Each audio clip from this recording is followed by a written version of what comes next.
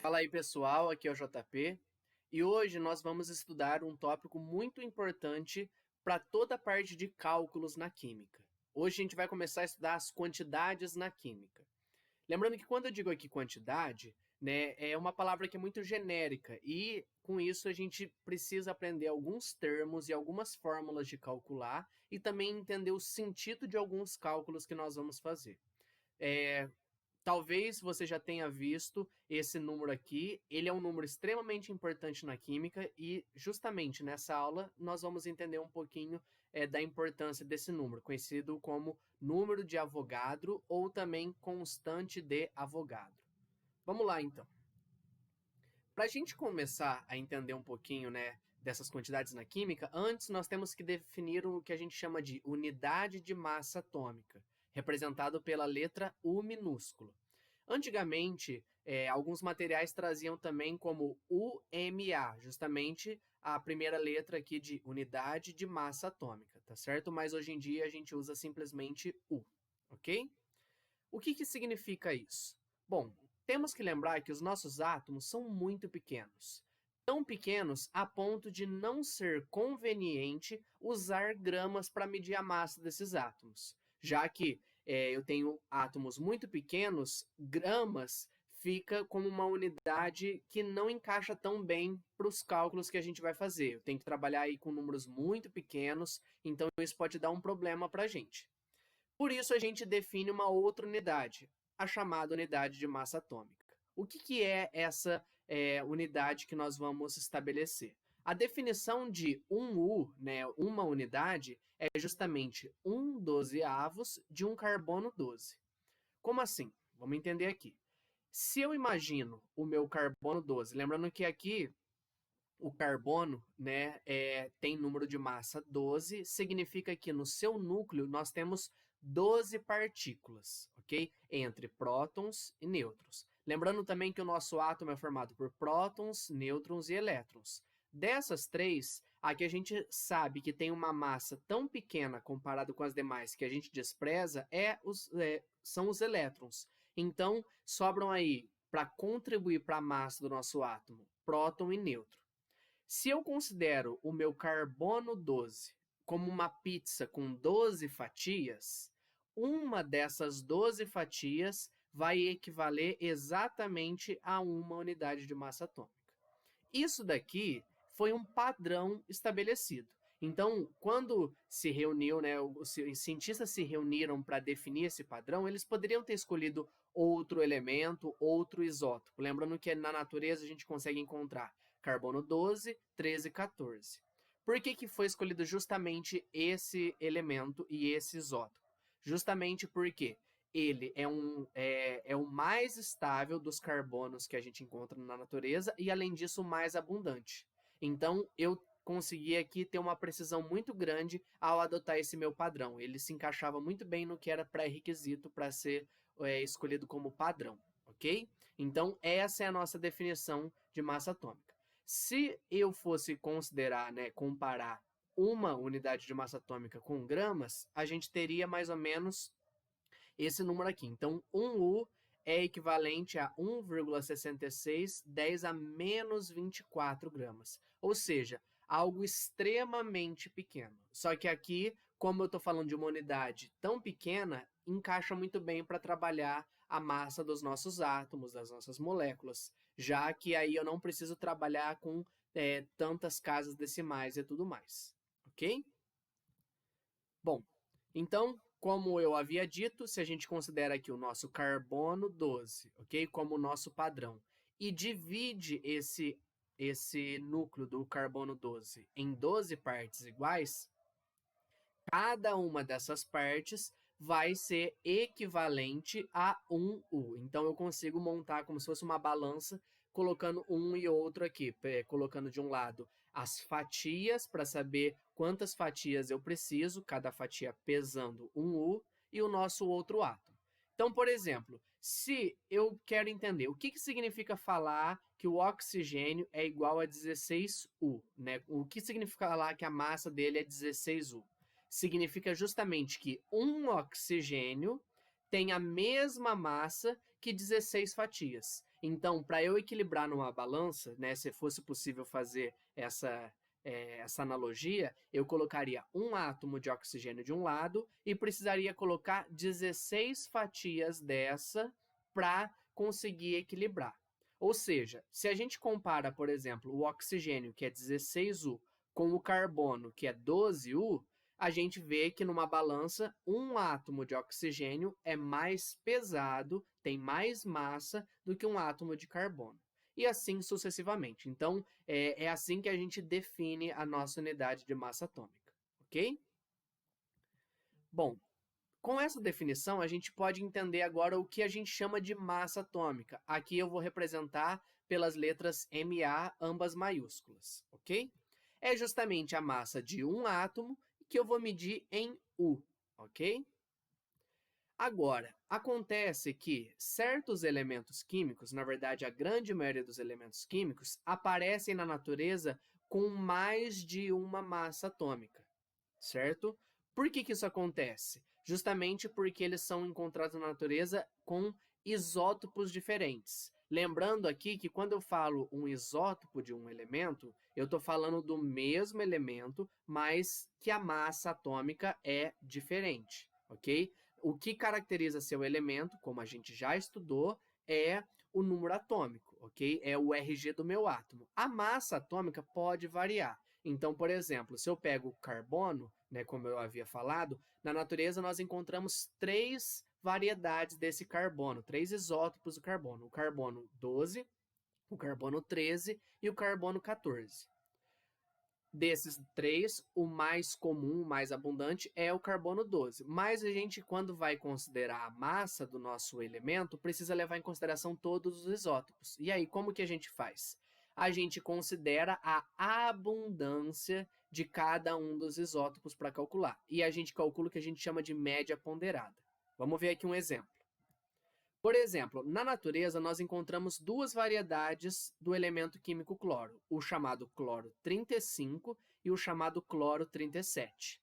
Só que existe uma diferença na abundância deles. Então, assim, digamos, de cada 100 átomos de cloro que eu pego, 75%, ou seja, 75 átomos, vão ser de cloro 35 e os outros 25% de cloro 37.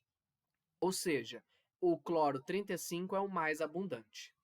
Como que a gente faz para descobrir qual que é a massa atômica do elemento cloro, sem especificar o isótopo? Porque, em geral, nos exercícios, ele fala só daquele elemento, mas não fica especificando o isótopo. A gente vai calcular da seguinte maneira. Nós fazemos assim, a gente pega a abundância, que eu trouxe aqui em verde, e multiplicamos pelo número de massa, que é o que eu trouxe aqui em vermelho. Então, sempre assim, abundância vezes número de massa, mais abundância vezes número de massa. Se fossem 3 isótopos, eu pegaria o terceiro isótopo e também abundância vezes número de massa. Fazer isso com a quantidade de isótopos que ele der.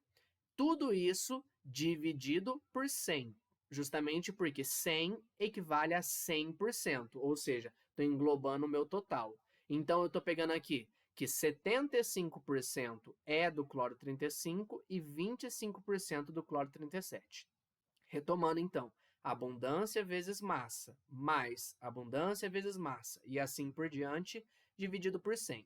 Resolvendo essa conta aqui, chegamos justamente nesse valor, que dá exatamente 35,5 U. Então, se a gente pega uma tabela periódica, a informação que a tabela vai trazer para a gente é que a massa do cloro é 35,5. Por quê? Esse meio que está aqui, não é porque eu quebro uma fatia no meio, mas é porque eu levo em consideração os isótopos existentes daquele elemento, tá certo? Olha outra coisa interessante aqui para a gente pensar, e isso sem precisar fazer cálculo. Como eu sei que o meu cloro mais abundante na natureza é o cloro 35, né, porque ele é responsável por 75%, a massa final, né, a massa atômica do cloro, vai se aproximar mais dele. Se eu tenho aqui 2 valores, aproxima-se mais do cloro 35. Perceba que aqui 35,5 é mais próximo de 35 do que de 37. Por quê? O isótopo que teve maior contribuição na massa foi esse isótopo aqui, que era o mais abundante. ok?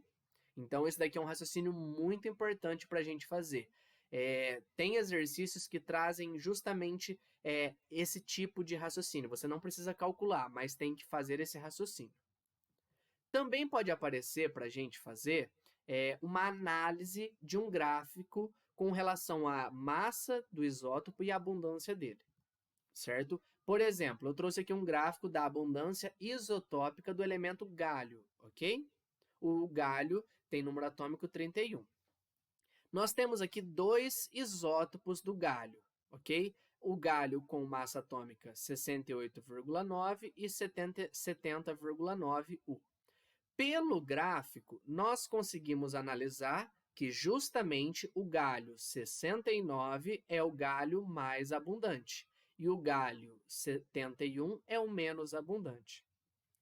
Antes de eu fazer a conta, se eu fosse fazer essa conta, como eu tenho apenas dois isótopos e esse é o mais abundante, a massa atômica do elemento galho seria mais próxima, né, se aproximaria mais do valor de 69, porque ele é mais abundante, né, se a gente pega aqui, é um pico mais alto do que esse daqui.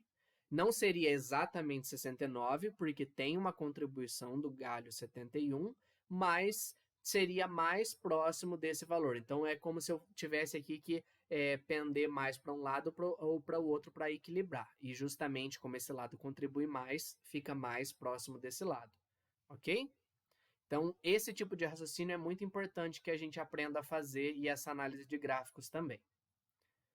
Nós vamos agora para o entendimento do que a gente chama de massa molecular, representada aqui pela letra EMão.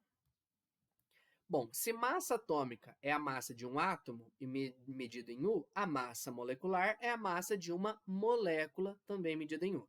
Lembrando aqui que molécula é um conjunto de átomos, ok?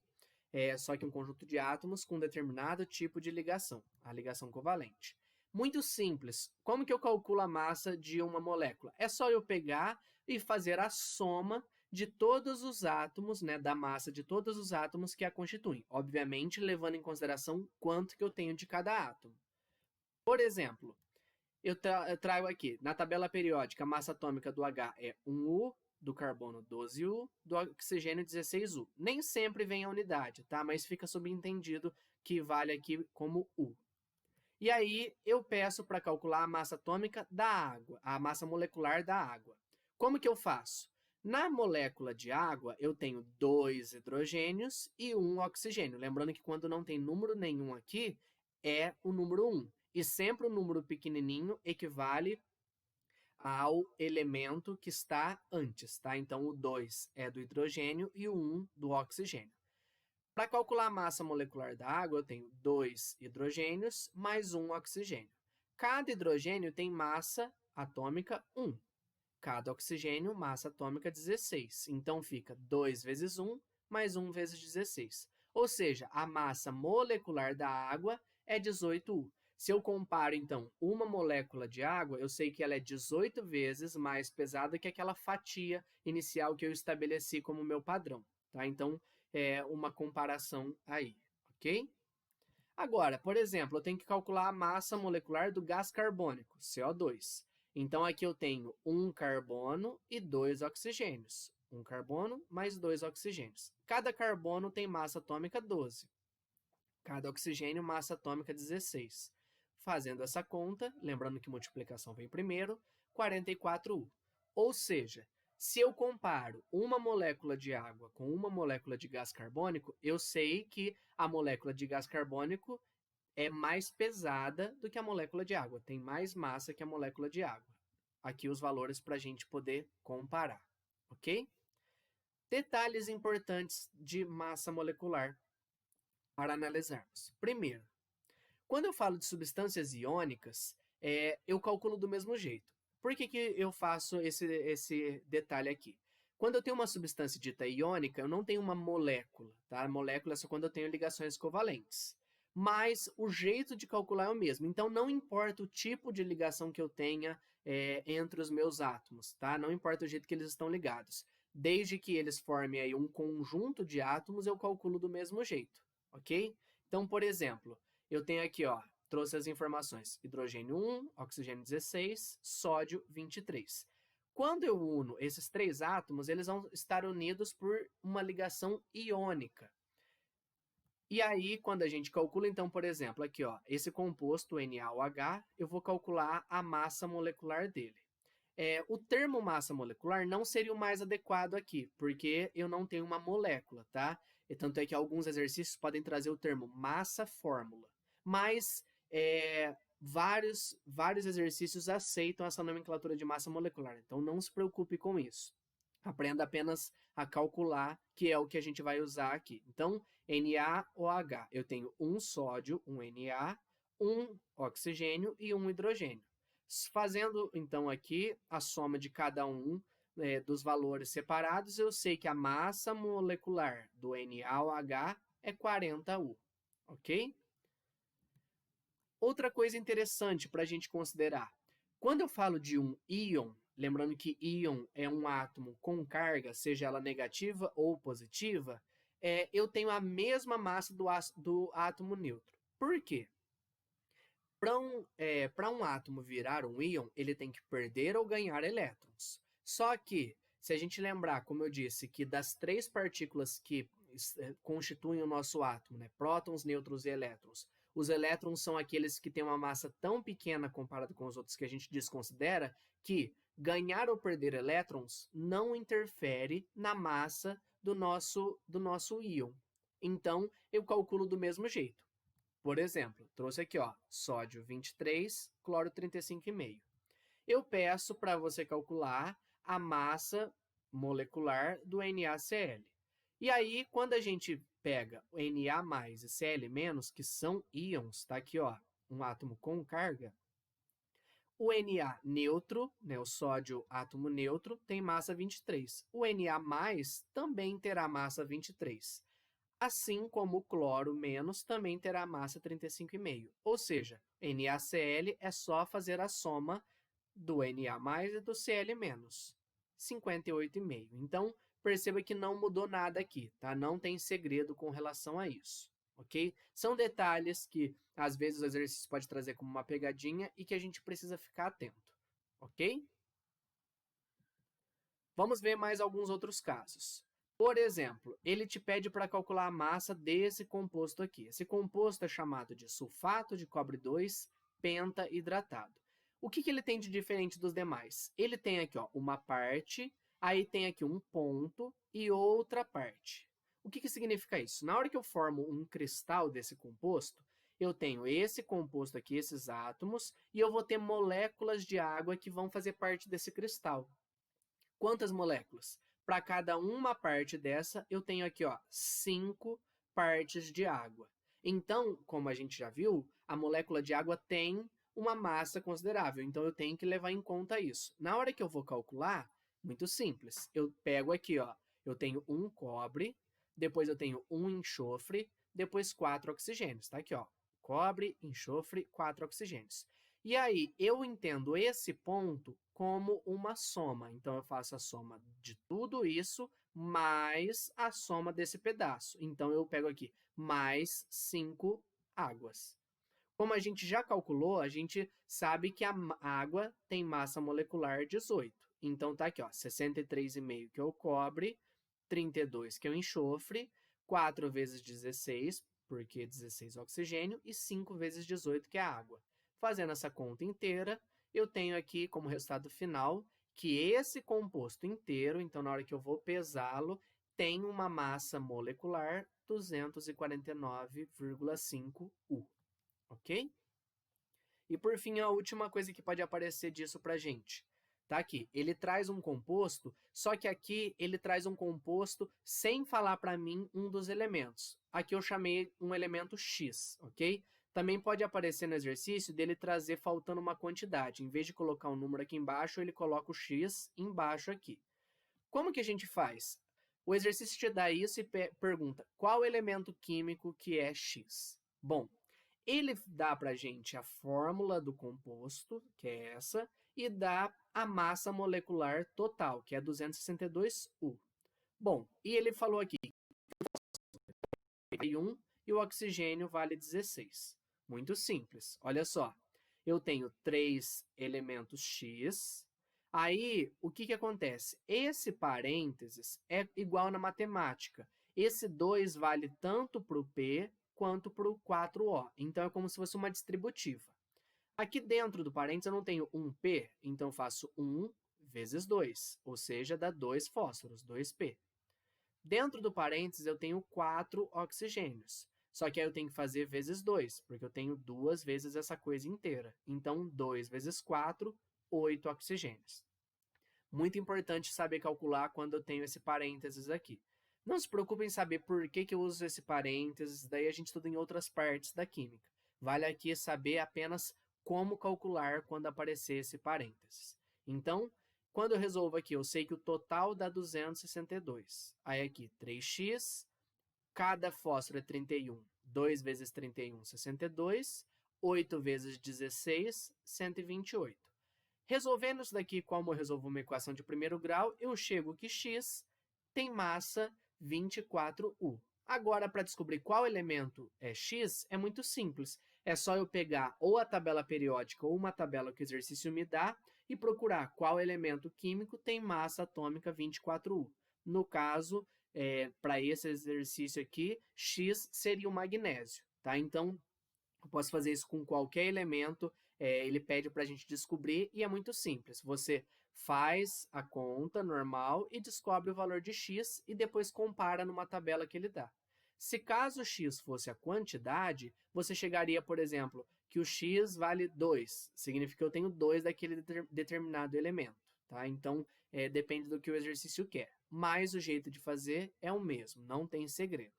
Ok? Essa é a nossa primeira parte do estudo das quantidades na química. Daqui a pouco a gente continua com o restante dessa nossa aula. Qualquer dúvida, estou à disposição. Até a próxima. Tchau, tchau.